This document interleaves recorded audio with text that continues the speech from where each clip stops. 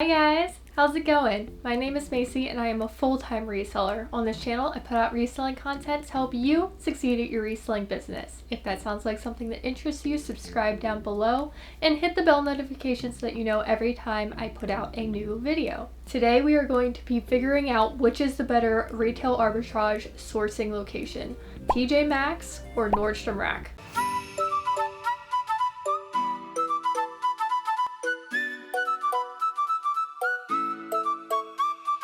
We are now in the holiday shopping season. People are buying new with tags items as gifts for their friends and family. So I was in need of some new with tags items to put up for sale in the various sites that I sell on, Poshmark, eBay, Mercari, and I was trying to decide where the best location would be to go to source those new with tag items. And the two that came to mind were TJ Maxx and Nordstrom Rack, just because I've been seeing a lot of hauls on YouTube involving those two stores. So I thought it would be fun to do a little comparison and go sourcing at both TJ Maxx and Nordstrom Rack and figure out which one I was able to find more items in, which one gave me the better profit at the end of the day for all those items, and which one was just easier overall to possibly work into my business as a sourcing spot. So I did film me shopping these two locations, and I'm going to take you over to the footage of that now so you can see all the different items that I picked up from these two stores. Hey guys! First up is TJ Maxx. I just pulled in and I'm going to shop around for a little bit, see what I can find, and then we will compare that to the Nordstrom Rack finds. Let's go! I started off in the purse section and I saw this cool Coach purse with little mice on it. Thought that was neat. But I didn't find anything worth picking up in the purse section. I did see this cool Dooney and Burke Penn State purse, and they were going for a lot online, but they had so many of them available in the store, and at $59 I just decided it wasn't worth picking up. I also looked through the self-care section and makeup sections, soaps and shampoos and stuff like that, but it was just kind of overwhelming. There was so much on clearance and I didn't know what was worth even looking up. So I looked through it all, gave it a quick once over, but decided to stick with what I know, which is clothing. I started with the shoes and I found this pair of Fry boots that were on clearance. There were actually more than one pair available, but I decided to just take my chances on one of the pairs to be safe because I don't really know if I'm going to make that much off of it. I also found this pair of Aquitalia booties in this black suede. They were really nice, but they were $149, so I did not pick those up, but I thought they were cool. It's my first time finding that shoe brand. I headed over to the women's clearance section next and started in the athletic wear section. Found this Patagonia Alpine Valley dress that was on clearance for $12, and everything I picked up was on clearance. I'm going to pop up on the screen how much I am listing the item for. I expect it to sell for about 20% less than I listed for, and also my expected profit after selling fees and cost of goods. So the next item I found was this Patagonia striped skirt, and it was selling for good money, so I picked it up. Next, I found a pair of J brand jeans, super skinny in a size 31, great size. Profit here is not huge, but I couldn't leave them behind. They were such a nice pair of jeans. Also found this Rag & Bone sweater, and I was really excited because it was cashmere, and I've been looking for cashmere pieces to pick up, but the profit margin just wasn't there at a $75 price. I just wanted to show you guys this. I didn't pick this up either, but it's a Ray Dunn t-shirt, and I didn't know Ray Dunn even had t-shirts. I saw this Chaser Easy Tiger shirt. I just thought it was so cool, and the comps were actually amazing for it. So I decided to pick this one up since it was on clearance for $10.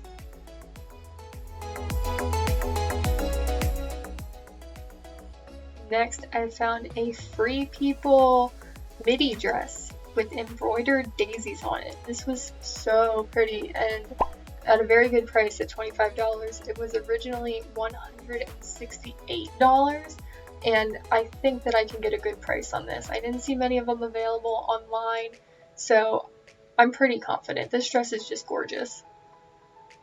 And I also found another Free People dress. I loved finding these Free People finds. This one was even cheaper at $15, but of course the selling price is much lower as well. I'm expecting to profit about $26 on this. Then I found this Rebecca Taylor dress, which is a really high-end designer brand. Their dresses cost hundreds of dollars, and this dress was gorgeous. It was made of this nice material, but the cost was just too high for it. I couldn't justify it. Then I found this the Label maxi dress. I thought the pattern on this was really cool as well. It's just got that very much boho vibe. And I think I can get a $19 profit on this, so I decided to pick it up. If it was my size, I would consider keeping this for myself because I just really like these kind of dresses. Then I saw this button-down dress with pockets, and I had to have it. If it was my size, I decided to pick it up.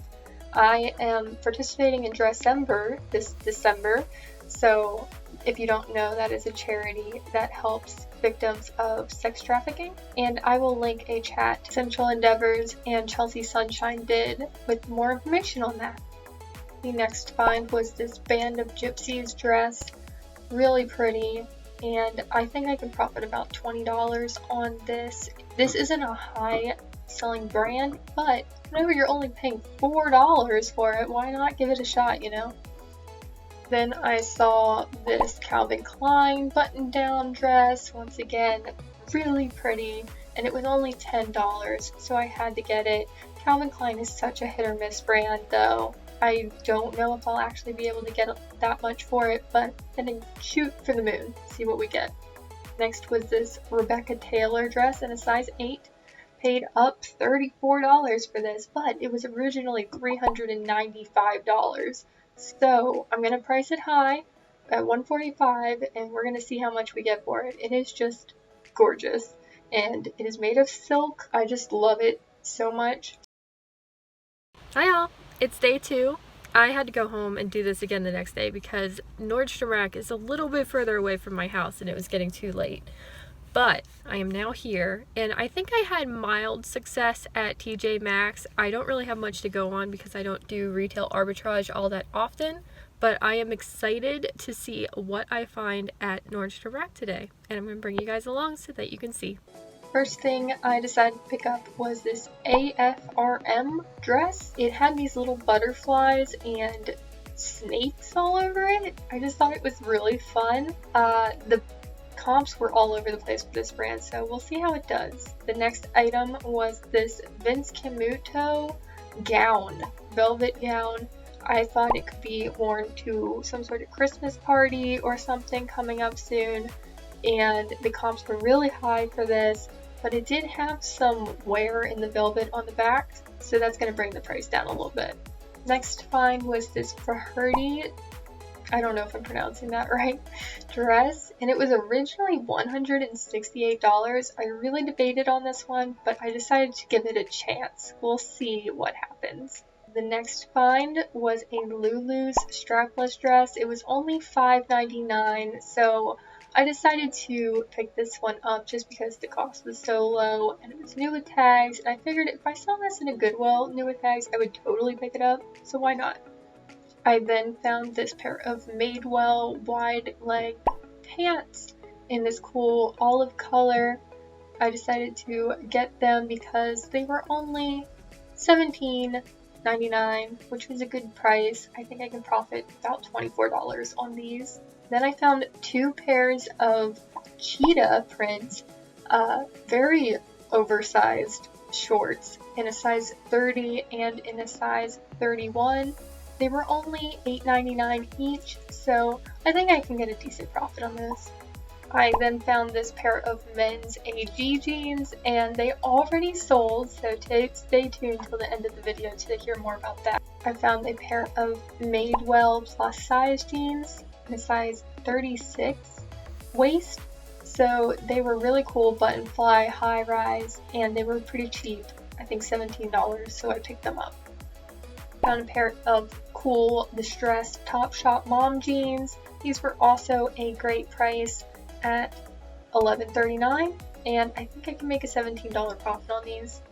The next pair was another pair of plus size Madewell jeans. I love picking up plus size jeans, and once again the prices were pretty good, $20.99, and this pair was the same size, so I figured someone might come along and bundle these two jeans together. They were $16.49, and they had the raw hem, and once again high rise. Last but not least, I picked up this Bardot dress. It was so cute with the ruffles and the sheer long sleeves. Hoping this will be a quick flip. I hope that you guys enjoyed that little sourcing with me footage. Now let's get into the numbers and find out which of these stores is the better retail arbitrage sourcing location, at least in my area, which is Pittsburgh, PA. Let's start with TJ Maxx. So at TJ Maxx, I found 14 items to resell. I thought it would be fun to look at the most expensive item, the least expensive item, and the best flip item. So the most expensive item I purchased was a pair of Fry boots for $49, and I'm expecting to sell them for $95. And after selling fees and cost of goods, I'm expecting my profit to be $27 on those boots. The least expensive item that I picked up, there was actually a tie for 2 items. The first was a Patagonia pair of swim bottoms, which I paid $4 for, and I'm expecting to sell them for $20. So after fees and my cost of goods, I expect my profit to be $12. And the other item was a Band of Gypsies dress, which was also marked down to $4. And I'm expecting to sell it for $30, so my profit is expected to be $20 there. And my best flip from TJ Maxx, I'm thinking will be the Rebecca Taylor dress, which I paid $34 for, and I'm expecting to sell it for about $116. So my profit, if I sell it for that price, would be $59. So the overall totals for TJ Maxx, I spent a total of $225 on those 14 items, which works out to an average cost of goods of $16.07 an item. I'm expecting to sell all of those items for a total of $695, so that works out to an average sales price per item of $50 an item. And then my total profit after the sales fees and cost of goods I'm expecting to make from the TJ Maxx haul is $331. So that's an average profit per item of $24 an item. Pretty good. Now let's look at Nordstrom Rack. At Nordstrom Rack, I found 16 items to resell. The most expensive item was a pair of AG Adriana Goldschmied men's jeans, which I paid $23.99 for. I'm expecting to sell them for $72, and after fees, I'm expecting to profit $34. But wait, this item already sold, so I can tell you guys what I actually made on this item. It sold within 1 day of me listing it, and I actually sold it for $85 on eBay. So after eBay fees, shipping, and my cost of goods, I profited $42 on those jeans. So my actual profit was actually quite a bit higher than my expected profit. That's just a win for best offer on eBay, because I set my items at a higher price than I actually want to sell them for, and then I wait for offers to come in, and sometimes the item will sell for full price and the person won't even take advantage of best offer. Sometimes they'll send me a high offer, which just gets automatically accepted. Sometimes they send me a lower offer, which I counter. Either way, it works out pretty well, and it gives me an opportunity to sell something for even more than I actually want to make. The least expensive item I bought from Nordstrom Rack was a Lulu's dress, which I paid $5.99 for. I'm expecting to sell it for $24, and my expected profit is $13 there. The best flip from Nordstrom Rack I'm expecting to be a Vince Camuto gown, which I paid $22.49 for.